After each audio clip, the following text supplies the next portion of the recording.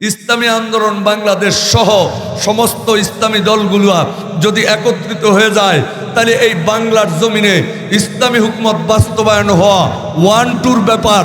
হুজুররা শুধু মসজিদে থাকবে কেন? হুজুররা এখন শুধু আর ইমামতি করবে কেন? হুজুররা শুধু এখন মাদ্রাসায় পড়াবে কেন? হুজুররা শুধু এখন আর পরের বাড়িতে দাওয়াত খাবে কেন?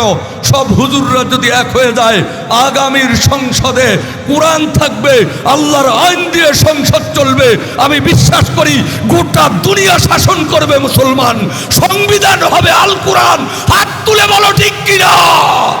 অথচ বর্তমান যেই পরিস্থিতি, এই পরিস্থিতিতে আমাদের সবার এক হওয়ার কথা, এক হওয়া দরকার।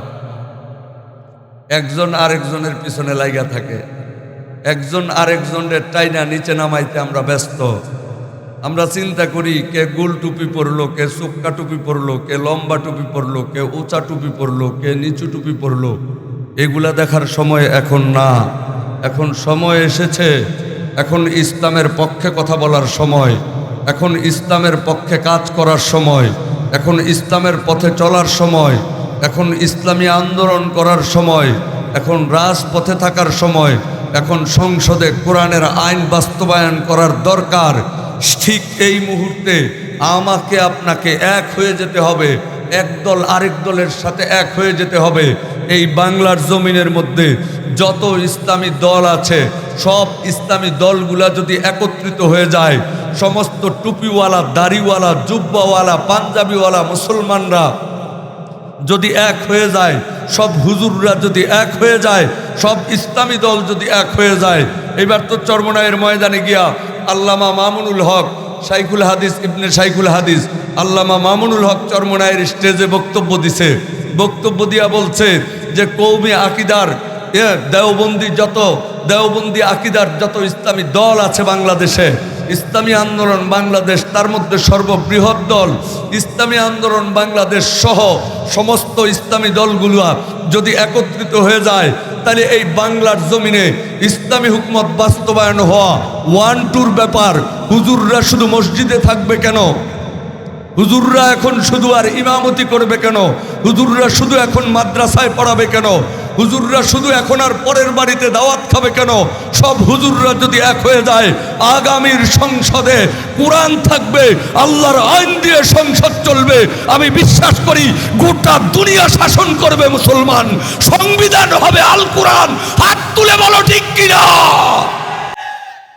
আমি আর আপনি তো দলাদলি করতে ব্যস্ত, কার চোক্কা টুপি, কার গোল টুপি, কার টুপিটা লম্বা, কে ওইটা করলো, কে ওইটা করলো, নফল নিয়া। কি একটা অবস্থা, কি একটা অবস্থা! আরে বাজান, এইগুলা নিয়ে তর্কে জড়াও। 8 রাকাত পড়বা না 12 রাকাত পড়বা না 20 রাকাত পড়বা, আইতাছে এটা নিয়ে ফেস লাগার সময়। কথা কয় না?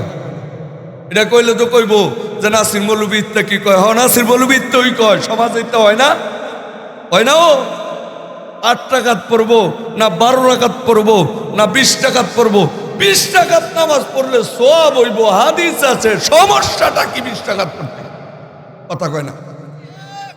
আমরা এইগুলা নিয়া, কোনগুলা নিয়া, যে টুপিকে কোন কালারের পরলো এটা নিয়ে ঝগড়া।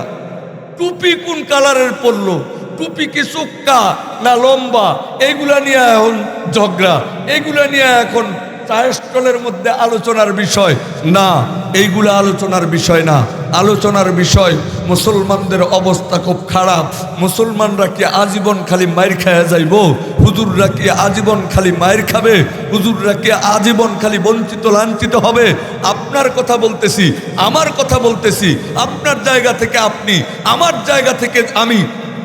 যদি প্রত্যেকটা জায়গায় এরকম অন্যায়, জুলুম, অত্যাচার এইরকম যেইখানে হয়, যদি আমি আর আপনি ওই জায়গার মধ্যে রুখে দাঁড়াইতাম, যদি প্রত্যেকটা জায়গায় চর্চা থাকতো, ইসলামের চর্চা নাই তো হলিউডের চর্চা আছে, আল কোরআনের চর্চা নাই তো বলিউডের চর্চা আছে, চুল কোন স্টাইলে কাটবে ওইটার চর্চা আছে, আল কোরআনের চর্চা নাই, আল কোরআনের তিলাওয়াত নাই।